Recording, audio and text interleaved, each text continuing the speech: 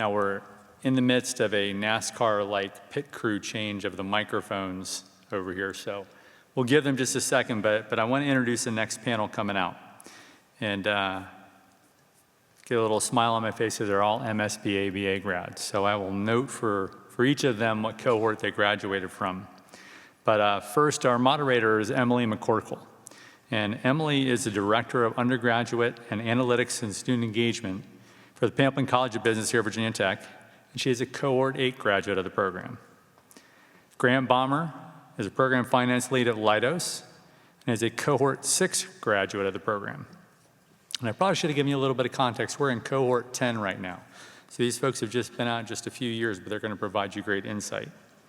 Isabella Girardi is a Senior Salesforce Consultant at Guidehouse and a Cohort 6 graduate of the program. Abby Rigatti is a Data Analyst and Visualization Specialist at the University of North Carolina at Chapel Hill and is a Cohort 6 graduate. And Jake Spotswood is an entrepreneur and consultant with Lumen Company and is a Cohort 7 graduate of the MSB ABA program. So are we almost ready to bring folks out? 30 seconds. 30 seconds, I'm told. Well, see, it's hard for me to improvise that much. But so for those, I know we have a lot of MSB ABA students in the audience, but for those of you who are undergraduates right now, or even if you are in another graduate program or hold an undergraduate degree, it's a Master of Science in Business Administration with a concentration in business analytics. So the folks that you're going to be hearing from here came through our program as their master's degree. And I believe every one of them has an undergraduate degree from Virginia Tech, although Jake went to Alabama for a time. And so they went through the journey. It's a one-year program, so you can get through it July to June each year. So we are taking applications for cohorts 11 and 12. So if you're so interested, please take a peek and come check us out. So with that, I will bring the panel out to the stage. So if you give them a round of applause and welcome.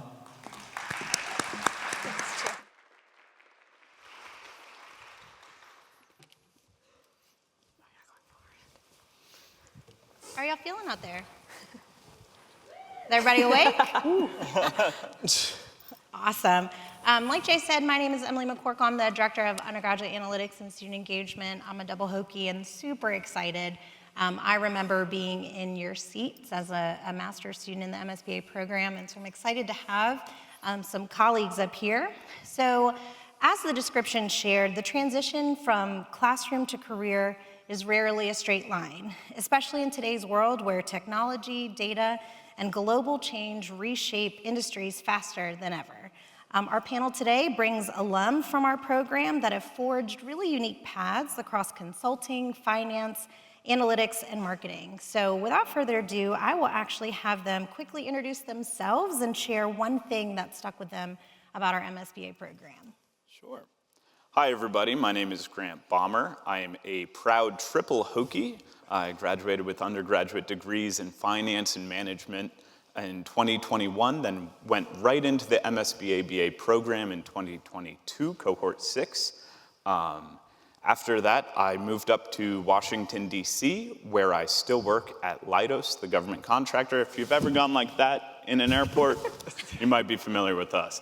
And I've been there ever since. I now run the finances for a $130 million book of business. All right, hard to follow up. Hi, everyone. My name is Abby Rigatti. I went to Clemson University for undergrad for marketing, and then worked in marketing for a little bit before joining the MSBA program, was the same cohort as both Grant and Izzy. After that, I moved up to the DC area as well, worked in federal and state consulting, technology consulting for about 3 years, and recently transitioned to working for a research center at UNC, mainly focused on health services data. Yeah, that's it. I'll pass it to Jake. Alrighty. I am only a double Hokie, not like Grant. So I went to the University of Alabama, studied marketing undergrad, where I was an athlete, and I had additional eligibility, had the blessing to come to Virginia Tech. So I did a double master's, MS in leadership studies, MS in business administration. And as I was building my career as an athlete, I was building a personal brand on social media. So I flipped, went into strategy consulting at Accenture and worked for 2 years across multiple industries. and decided I wanted to go out on my own, take on my first few clients, and do marketing services. So now I am on the entrepreneurial journey, learning every day. Happy to be here. Hi everyone, I'm Isabella Girardi. Like Grant, I graduated from Virginia Tech in 2021, but I had a degree in BIT, and then I went straight on to the MSBA BA program, and a proud alum of Cohort 6 as well. After graduating, I worked at Pearson Education for 3 years, and I worked my way up from an analyst to a senior architect, where I led our generative AI implementations in our Salesforce team. And 6 months ago, I transitioned into consulting at Guidehouse, where I work mainly on Salesforce design and development for public and private sector clients. And I'm also working to head up our Agentforce task force, which is Salesforce's generative AI tool.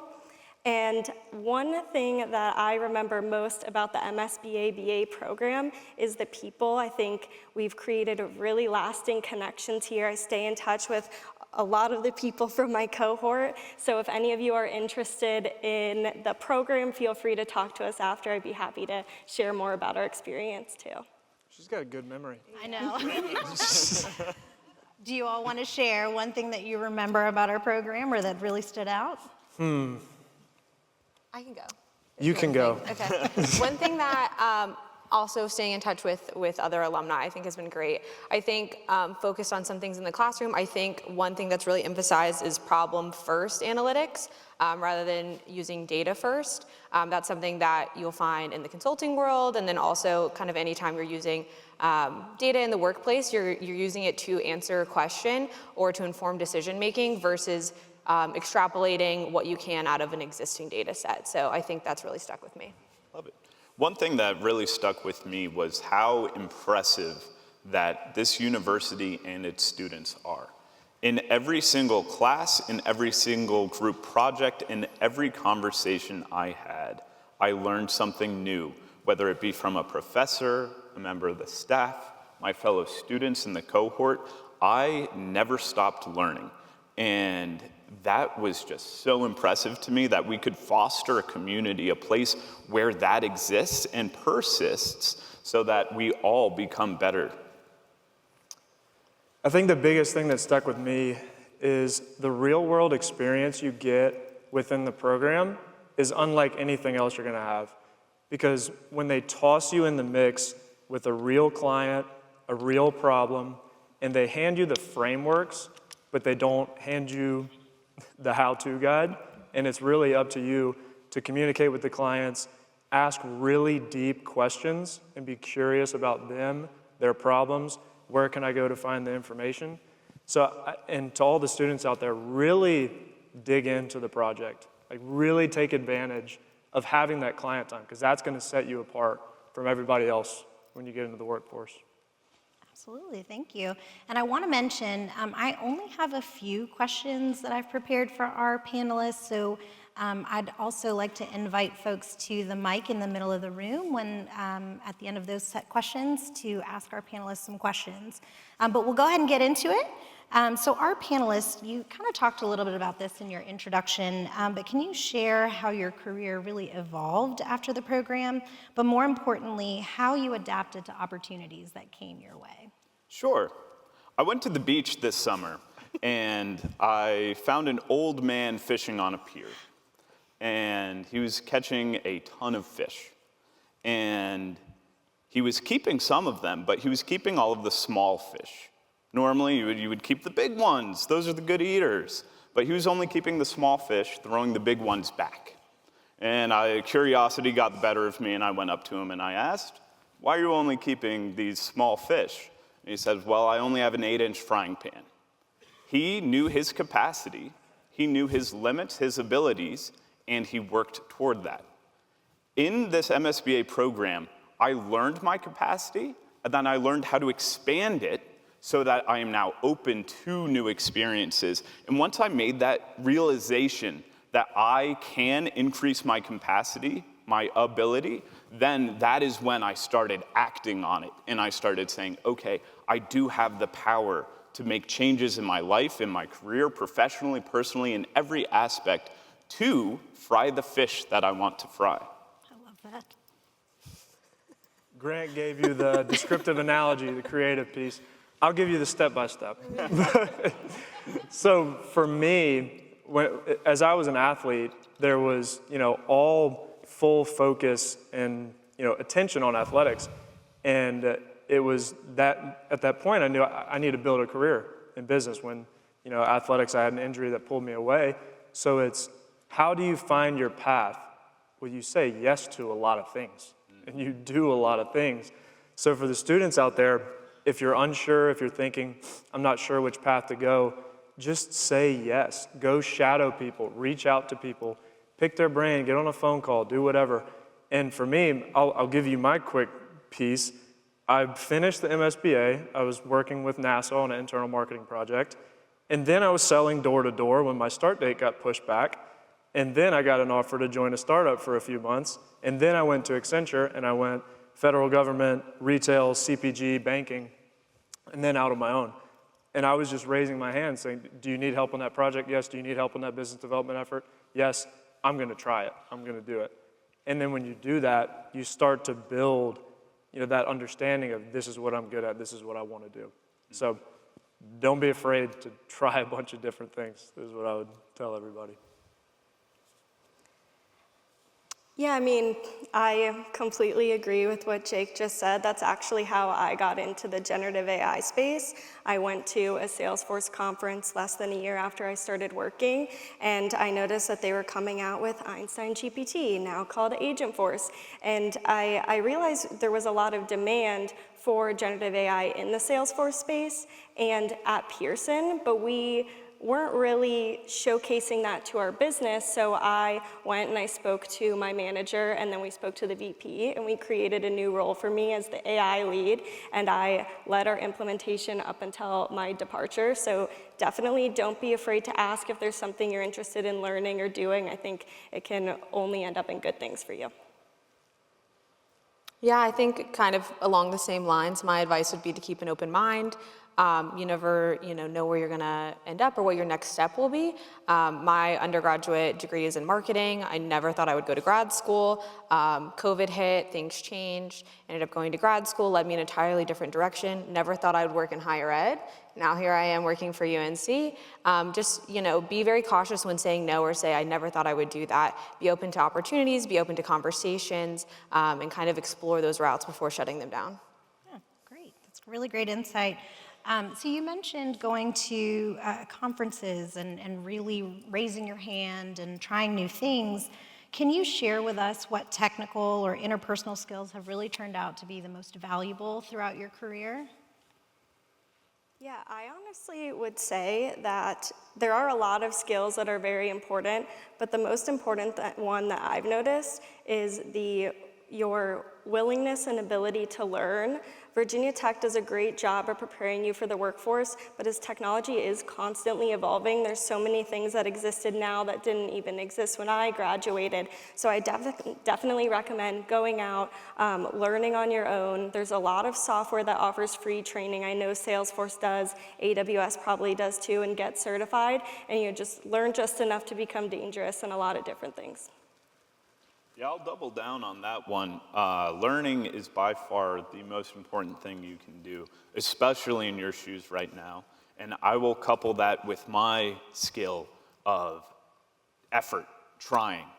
A lot of people have their strengths, a lot of people have their weaknesses. If you can develop your ability to work, your work ethic, the amount of effort you put in every single day, the amount of determination you have to improve yourself, then you will succeed. The harder you work, the luckier you get.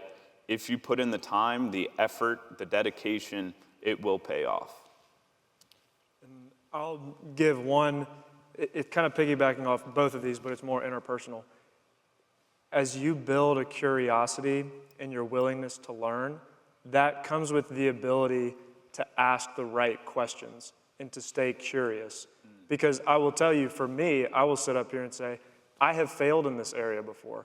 When you're young and you're coming out, you want to prove something. You want to say, I'm so smart, I know how to do this, I can get that done, I can impress this person. But the more you put that in the back seat and lead with, what are you actually dealing with here? What's the bottleneck? What's your pain point? Okay, now I'm gonna dig more into the business. Now I'm gonna dig more into the client's job. Then you can have real impact. So it's having that willingness to learn, but building that curiosity and being able to ask questions. That's one of the biggest things my mentors have taught me, and I've tried to continue to build on.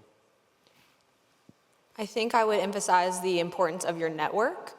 And that starts whether you're a freshman in college, if you're in grad school, if you're in your first job, you collect all of these people in your network, and you'll never know when down the line, 10 years from now, you're applying to a new role or you're looking to make a pivot and you made a connection years ago that will then come back to benefit you. I think a lot of us up here have ended up here today because of that and the connections we made during the MSBA. I think it's super important, whether it's for a job, whether it's personal, if you're moving to a new city, really making sure that you're not burning bridges, you're taking care of your connections, following up, staying in touch. It's all builds over time and becomes important. I'll double down on that one because it's something that I was very bad at. In college, I think it was pride that got the better of me. I wanted my accomplishments to be my accomplishments. I didn't want a handout or I didn't want to feel like my achievements were because someone else got me into that seat. And now being on the other side, I realize how foolish that is. Mm-hmm. I am here because I care about you all. I want you all to succeed. That's why all of the presenters here today are here. We want you to do well. And if there is anything that we can do to help you, please take advantage of that. Absolutely. And students, you all hear this all the time, Hokies help Hokies. And so any one of these folks that you see here on the stage, feel free to reach out to them directly. One thing that I've noticed in my role is that students are now starting to explore how their majors and how their disciplines can transcend industries. And we talked a little bit about this earlier on.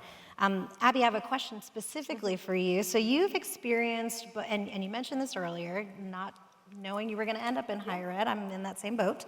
But you've experienced both the fast-paced environment as well as mission-driven higher education. What differences do you see? And what really surprised you about applying analytics and data-driven decisions in that academic setting? Yeah, 100%. Definitely never saw myself transitioning into the role I have now. I think the subject matter is a big change, obviously.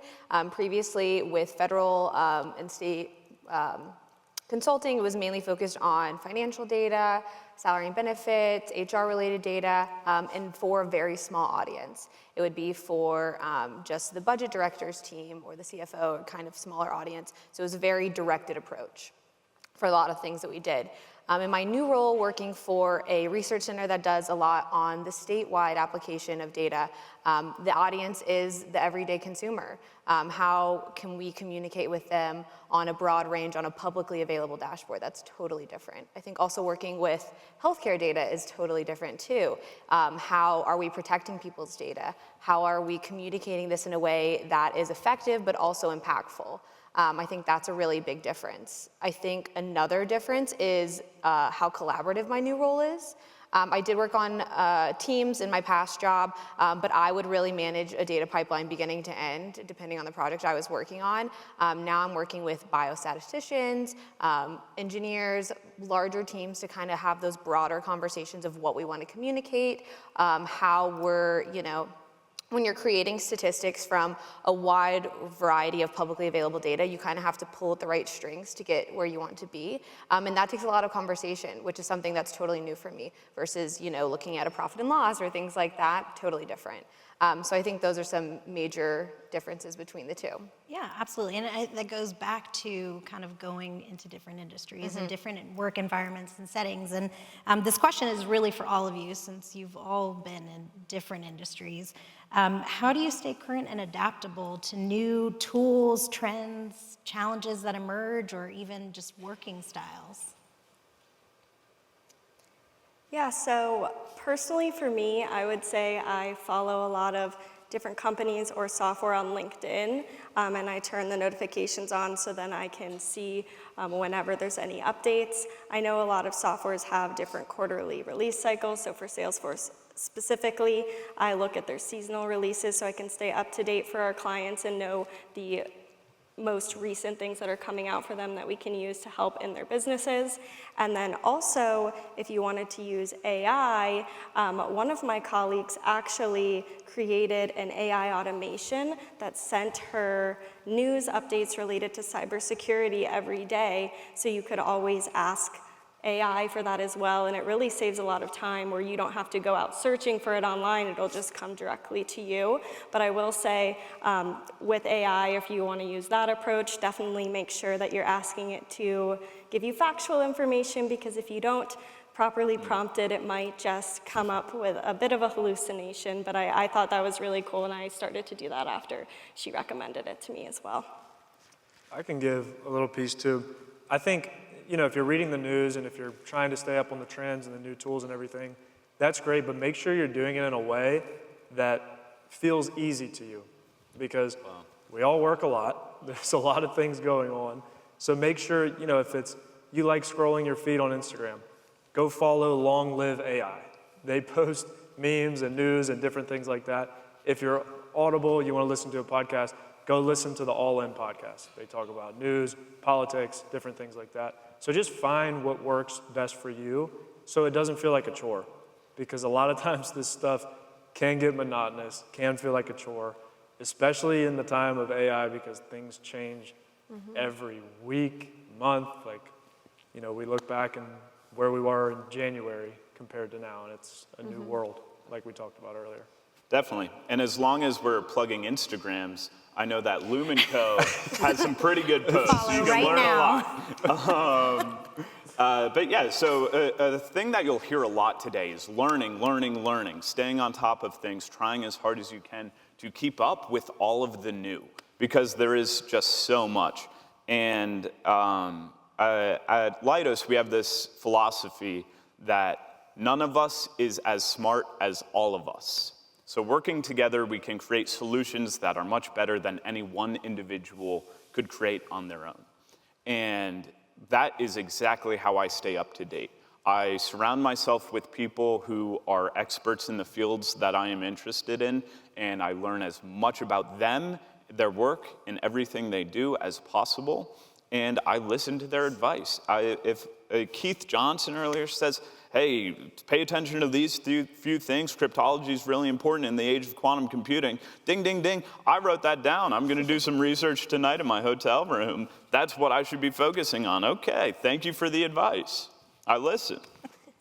Yeah, and you all talk a lot about the changing environment. That's obviously the topic of our panel here today. Grant, this is specifically for you. Okay. So finance professionals like yourself are constantly balancing between risk with opportunity, relying on data to guide those decisions. In a field like finance, where precision and accountability are key and critical, how do you use data to make strategic decisions in such a changing environment? Great question. And I love that you said balancing risks and opportunities, because I have no issue with risk. I am perfectly okay with risk so long as there is a balancing and offsetting, if not greater, reward to that risk. So risks I'm okay with so long as we can bring in some reward. So I'm good on that front. And data, I think we're in the age where we have, at least at Leidos and me personally, I have more data than I use. And this is a very interesting time that we're in, because for a long time, we were struggling to get data. Oh, we need more data to answer this question. We need more data to answer this question. Now, I'm saying, hey, I have all the data I need and then some. How do I distill that data into actionable intelligence that I can make decisions off of? And so recently, I stood up a team of 6 AI/ML engineers, because if you're in the MSBA program right now, you know how challenging some of those Python classes are. I felt like I needed to call in the big guns. So we set up a team of 6 people, and I gave them one direction that Carlson gave me. make better decisions sooner and help enable our finance organization to do so. And they've been going in and either picking an account or picking a metric, digging into what makes that better. How can we improve? And we're using the data that we have and that we've collected, and that's really the shift for us. And I am very excited by that. And while I know a lot of people are worried about, oh, AI is going to take my job, I don't share that worry, because we're focusing on something called bending the curve, where we're growing revenue at this rate, we're growing headcount at a slightly less high rate, so we're bending that revenue headcount curve to say each individual employee is more productive because they have these AI capabilities. They are better employees because of that. Absolutely. We talk a lot in Pamplin as using AI as a tool, and I think it was mentioned today as AI is the 24/7 intern. I love that. I think Jim Dickens is still here. Our Pamplin IT director also shares that with our undergraduate college. But I wanted to, again, talking on emerging technologies, you each hit on it. What's one lesson that you've learned about using data and technology responsibly to make those decisions and truly create value and impact? I think being a good stewardess of the data, I think, and this can mean a bunch of different things depending on the industry that you're in. I think it's really easy to, like Grant said, you have way more data than you'll ever need to answer your question. So making sure you're using it responsibly and not using it to fit whatever narrative you're looking to confirm. I think letting the data guide you versus you guide the data, I think. I like that. Thank you. I think I can also give like a real world example where, sometimes you may want to skew the data to tell a story that you want to tell, and you can start to counteract that by pulling in different people and saying, this is what I'm seeing. Can you please confirm this? Can you help me understand this? Because if, a lot of the cohort may go to consulting, like a lot of us did, you're going to be paired with a team. If it's a strategy project, it could be a smaller team. So if I use the example of a strategy project, there's 4 people, and a lot of times they pull together people from different backgrounds. So what I would do is I would say, here's what I've observed, here's the analysis that I have done. Now I'm going to pull everybody together and say, what are you seeing? You have an aerospace background, you have a higher ed background, you have this background. I want all of y'all's opinions. Now how can we take this and move forward? So I think pulling in the team and getting multiple opinions is always a safe way to go. I love that. Yeah, and going off of that is remembering that all of the technology that you're learning about today, those are tools. They're tools to help you with the analysis, but you, the analyst, must do the analysis. You must interpret the data, you must interpret the outputs into whatever deliverable it is that you're creating. And that's why we call them tools, and we call you analysts. Otherwise, we'd call you tools. So keep in mind that you are the analyst. Do some analysis. Yeah, and then from a data governance standpoint, from where maybe you're not just analyzing the data, but you're building solutions that are going to use customer data, I want to emphasize that customer trust is the most important thing. It might be really cool to build something with generative AI or something else and get it out as fast as possible, but it's really important to follow a company's data protocols and making sure that you're using tools that are managing the customer's data responsibly to ensure that they can trust in you when you're building out those solutions as well. Isabella, that's a really great segue into my question for you, really focusing on that human element. So a lot of our students really want to go into consulting and they really want to work with emerging technologies. As Gen AI and agentic AI become more integrated into these client solutions, how do you balance the technical innovation and human connection in your interaction and your role?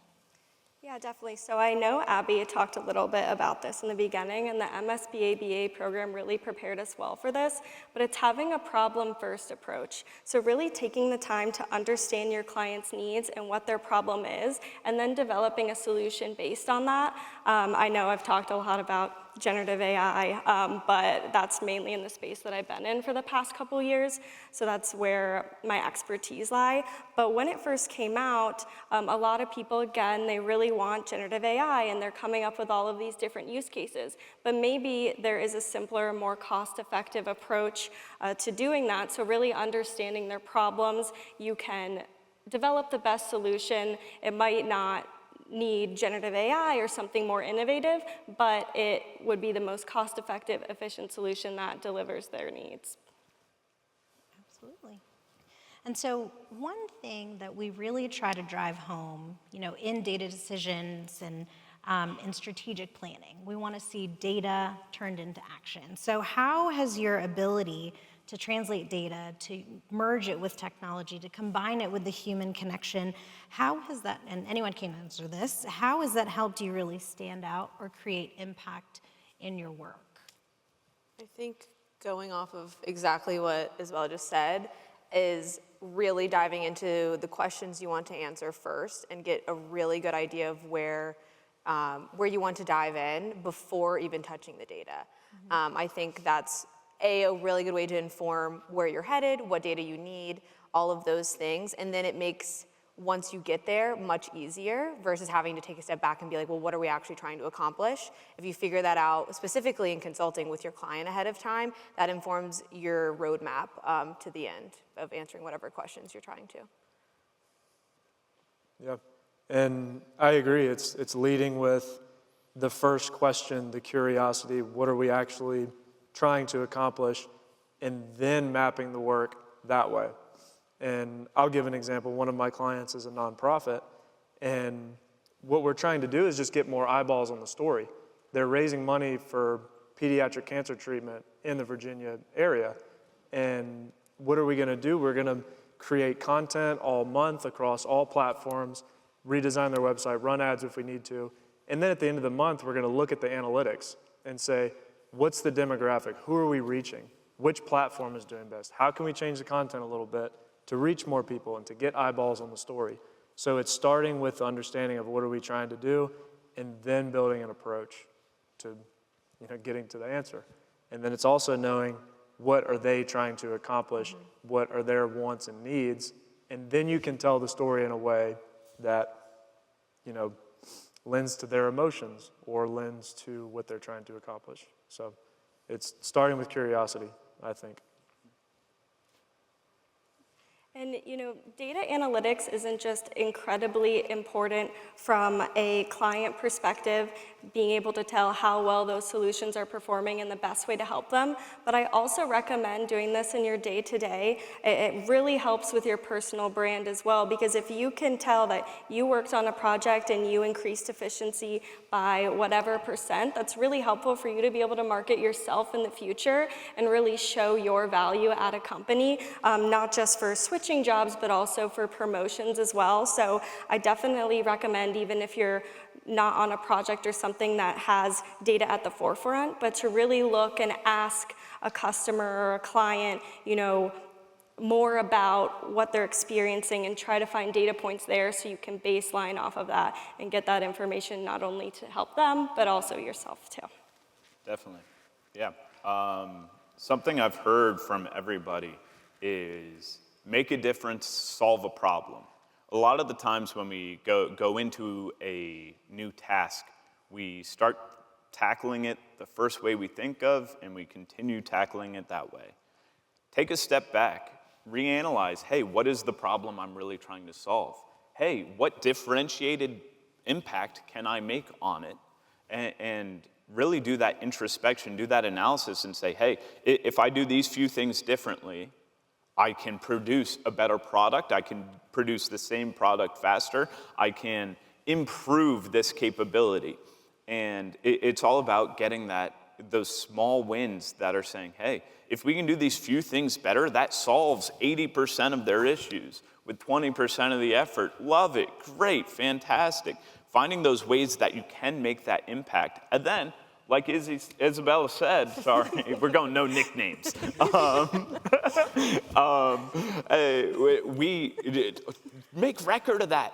Make sure that you know what you've done. Make sure that your team knows what you've done. Raise your hand and say, yeah, we did that. Take that credit. People want you because your brand is strong. Improve your brand, work on your brand, and then be proud of the work that you do. And if you're not proud of it, keep working. Get it better. In consulting too, make sure your client knows. Yes. Make sure you say over and over and over what you're solving for them, what value you're providing for them. That can lead to more work. That can lead to increased scope. That can lead to so many more positive things in a relationship that you've already built. They don't want to, if they are comfortable with you and they're happy with the work you're doing, they're going to want to continue that rather than going somewhere else. So make sure that you're communicating with your client as well in kind of the consulting realm, the value that you're providing and the problems that you're solving for them. That goes back to what you all were saying about raising your hand and taking opportunities as they come, which kind of leads me to my next set of questions. And Jake, this one is for you. So many of our students are interested in blending creativity and analytics. As someone who's taken risks and carved out your own path, how have storytelling and a willingness to take a leap of faith played a role in your entrepreneurial journey? It's a great question. I think when the vision and the mission is so important to you, it doesn't fully feel like a risk. Because, and I'll map that back to the rest of my life, when I was an athlete and I was, going after the vision and the goals that I had in athletics, it was very easy for me to say, I'm going to continue to train until, I can't anymore. Because I had a vision and I knew what goals I was going after. And to me, other people were going off and going into industry, getting jobs and doing that. And I just said, I know my vision, I know my mission, I know what I'm going after. The work feels easy, and then also telling that story felt easy. That's when I started creating content, just sharing the journey of going through athletics, and this is the risk I'm taking.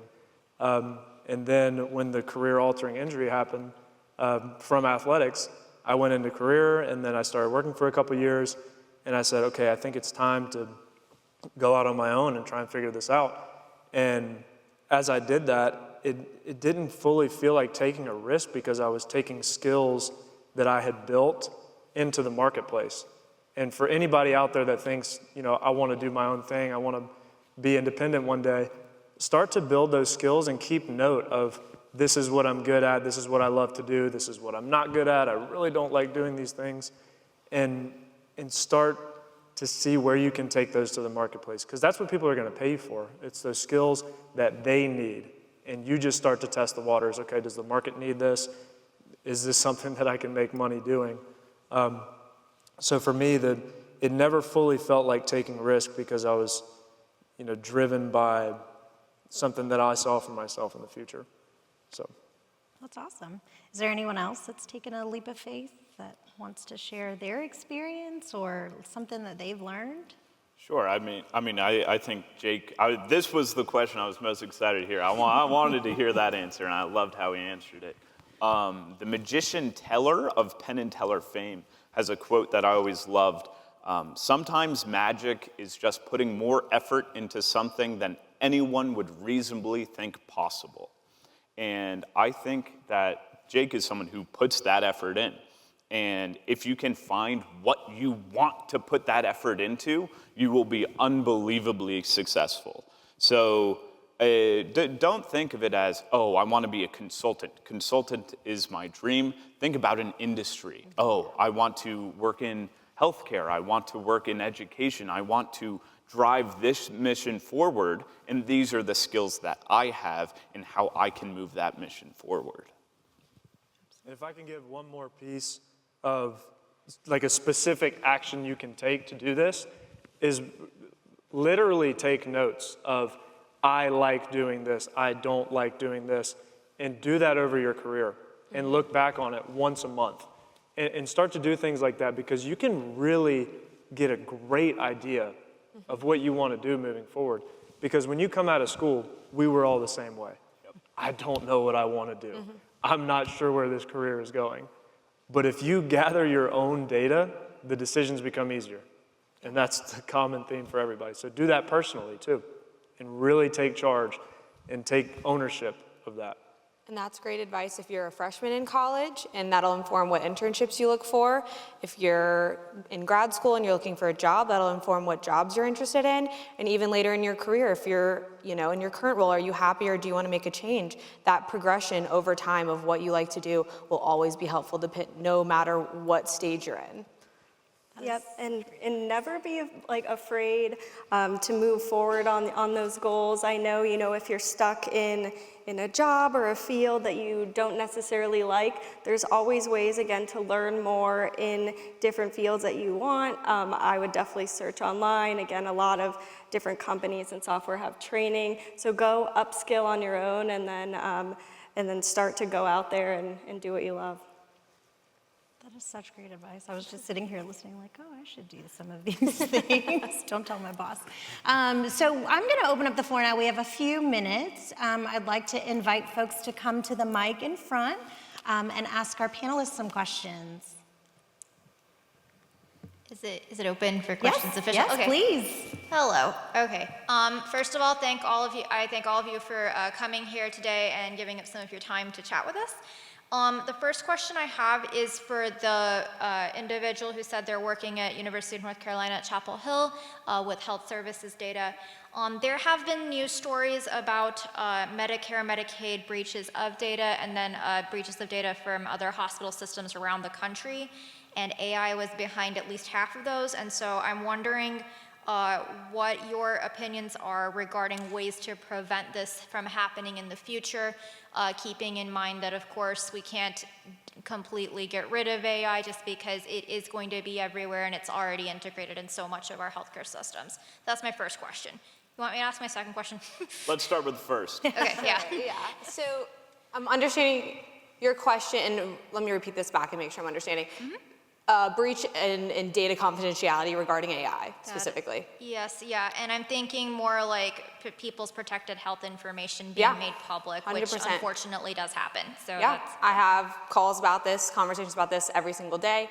In my specific workplace, we have very, very tight data use agreements with state health plan, with Medicare, Medicaid services, everyone that we get data from, we're the trusted houser of that data, steward of that data. We have a lot of agreements in place to make sure that we are taking care when using that data. There is a lot of publicly available data too. Yep. So obviously we want to protect specific person data. A lot goes into doing that. There's a lot of steps in place to make sure that is protected. However, we do a lot with public data as well. So it kind of depends on the data that we're talking about. I'm very careful to not use AI tools when doing certain analytics regarding person-level data, and making sure that what I am using that is going to be publicly available is rolled up to a certain level that's then able to be shared. There are tons and tons of steps involved in making sure this happens. I'm not specifically familiar with the cases that you're stating. I do know in the place that I work, it's very, very well taken care of. Yeah, that's because they didn't happen in North Carolina. I'm familiar with Gillings, I'm familiar with the Shep Center, and I'm familiar with the School of Medicine. So I was just curious what their protocols would be over there. Sure. Yeah, I understand some of it you probably can't talk about, but that's okay. Sure. The second question is for the former Pearson employee. What is your opinion on the pluses and minuses in the use of AI in K-12 education as it stands today? Because in order to go to university, you have to go through K-12, and there are some folks who like to, and I've been a teaching assistant here, some people do like to use what's between their ears to think, solve, plan, and write. And some people try to use AI for this purpose. And while AI has lots of uses, I don't think that using it to replace the human brain is going to be one of them. So one of the things that I was curious about is what is your perspective on something positive, something negative, and maybe something neutral as far as the use of Gen AI and AI in education research, and what your opinions will be in as far as like the future of really education. Yeah, definitely. So I definitely think there can be some negatives of using Gen AI to get through K-12 school. That being, they can much more easily find information where you had to do a lot more in-depth research before. That being said, I do think it is being so integrated into our world today, so I'm not sure that's something that's necessarily possible to stop, but I think it will create a new way of learning in the future, and K-12, and not just K-12, but higher ed too, will have to evolve to that changing learning landscape and come up with new ways involving AI to help students learn. I know they're also coming out with a lot of different AI like tracking software to kind of tell if the essay used AI too, which I think will help as well. Yeah, I've noticed some AI function in Turnitin as far as the plagiarism checker, and that's one thing that I think could be helpful, but I was just curious if you're... Yeah, definitely. Yeah. And then I guess my last question, this is for all of you. What was the most beneficial thing that you got from not only your time here at Virginia Tech, and you've already answered some of this already, but when you were going out networking, getting your first job, what helped you the most?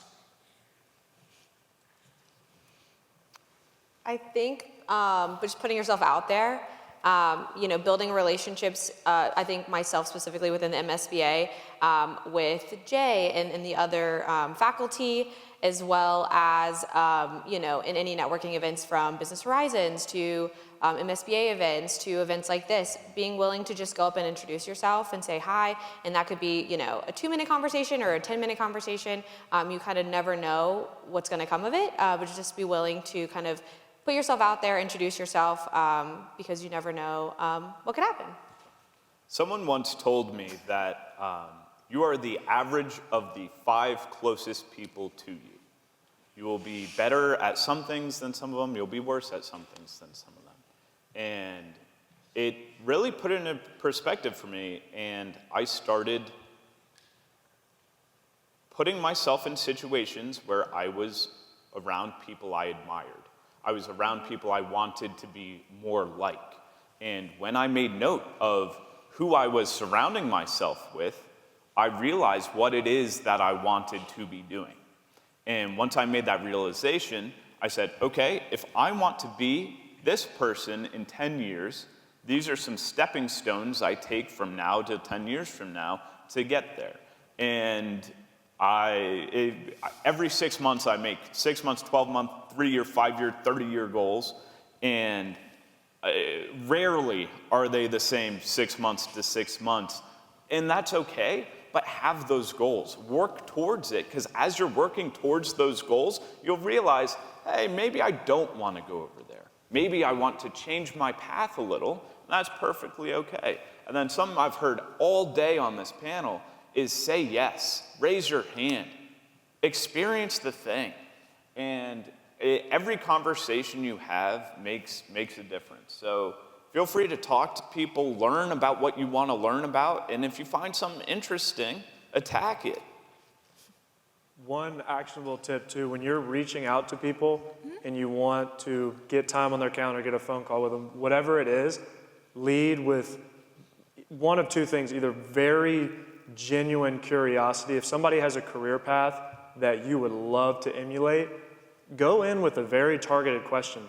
Hey, I saw you started this company when you were 30 years old and you grew it to this long and did this. What was the hardest thing you faced in that first 6 months of business? Do something like that, very specific. Or lead with value. If you know they're a massive Virginia Tech football fan, hey, I can get you this signed football. I know this guy, he does corporate sponsorship, I can do this. Try to connect them with somebody, something. Because the alumni will meet with you. They're very helping, they're very kind. But if you can do something that just helps you stick out, they will meet with you, they will take time with you. So that's my actionable advice. Yep. And the last thing I want to say on that is just don't be afraid to reach out.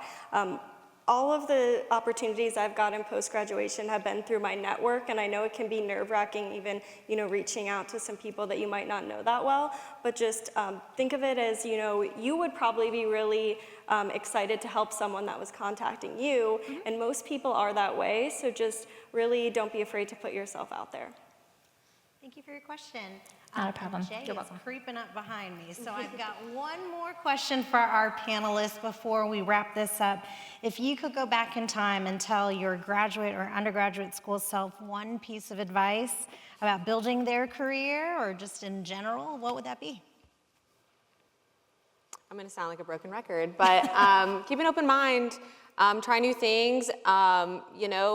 This is the time, talking to the current MSCA students and anyone looking to do that, or, this is the time in your life that you can make mistakes. You can find out things that you don't like. That's how you find out what you do like, is by going through experiences and being like, well, I really didn't like that, so I should try, the complete opposite of that, or this other thing.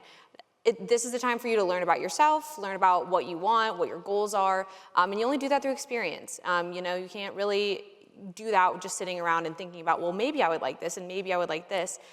Go out and try things, and they might not all be for you, and that's okay too. One thing I wish I did more, and I'll give another actionable step everybody can take. It's something I wish I did. Take notes. Ask people to shadow them. If there's somebody in town, if you think you want to be an entrepreneur, go find somebody who runs a service business and say, can I ride along with you? You think you want to be a police officer? Hey man, can I come to the office one day and then do a ride along? Anything, a doctor, whatever it is, find somebody in your network, find somebody from Virginia Tech that does what you maybe think you want to do, and just ask them if you can shadow, and you'll be very surprised how many people will say yes. And then you will get a very quick answer of, oh, I do not want to be spending my days doing this, or, oh, yes, I do want to spend my days doing this. Because honestly, a lot of the companies that you think you want to go work for, their marketing is very sexy. They get students very intrigued with what they do, but at the end of the day, it might be something you really don't want to do. So use the network, go shadow some people, and you'll get your answer pretty quick. Yeah, I mean, I don't think that you could have said it better. Your network is the most important thing. I know we've been talking about it the whole time, so just really put yourself out there. Don't be afraid to ask for help. And if you see an opportunity, don't be afraid to ask for that too. Maybe in the workforce or at an internship, there's something untapped, like my experience with the Salesforce generative AI that you can help with. So just, if you're interested in something, really put yourself out there. I have two pieces of advice, if that's okay. Totally fine. Thanks. It's your stage. Number one is every day when you wake up, commit to being at least 1% better at one thing at least in your life. If you do that, you're successful. You'll have a very successful and fulfilled life. And advice number two is enjoy it. You're in Blacksburg, Virginia at Virginia Tech. This is in the running with very few competitors for best place in the world. Enjoy the time that you have here. Enjoy the people that you get to spend time with. And really just be grateful that you are in this place because it is so special. So enjoy it. Awesome. Well, thank you so much. Let's give our panelists a round of applause. Great job.